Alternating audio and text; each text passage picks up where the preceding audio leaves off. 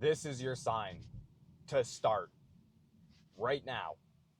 If you're seeing this video, it's because the algorithm has pushed this video to your front page, and God is telling you that it is time to lock down, become uncomfortable, and get to work, because there is no other time that He is going to help you than right now. If you don't put the work in now, it's never going to work. All those dreams you want to achieve are never going to happen, because God is trying to help you right now.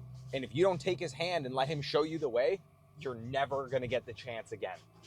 You have very little time when you were in your younger years to accomplish the things that you want for the rest of your life. You have a very small gap and a very small window of time before you hit the point of no return and you're stuck with your decision.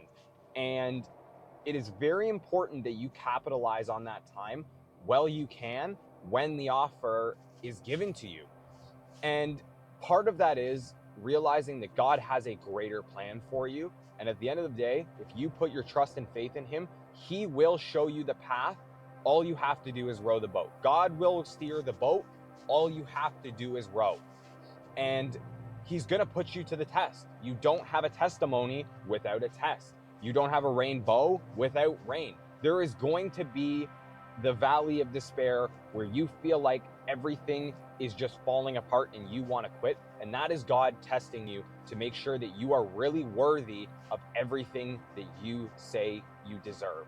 Because at the end of the day, if you didn't go through, hell and back to make it happen, are you really going to feel like you deserve it at the end of the day? If it was just handed to you, are you really going to feel like it's special to you? If you had to work every single day of your life for a year, 2 years, 3 years, 5 years, 10 years, how much more is that going to be worth to you than if it was just handed to you? Why do you think that millionaires don't have that empathy towards the people who don't try every single day? Because they came from the same starting square that we did. They started on the same plateau as we did, but they put in the effort. They believed in what God had for them, and they let God steer the boat while they put in the motions.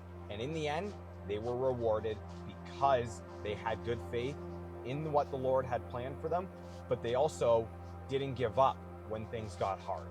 And that is the most important thing out of this entire message. If you give up, you may as well just kiss the whole thing goodbye, because you're telling yourself automatically, I don't deserve this. If you give up, you're telling yourself, I don't deserve this. You have to want it bad enough that you are willing to sacrifice things in order to have it.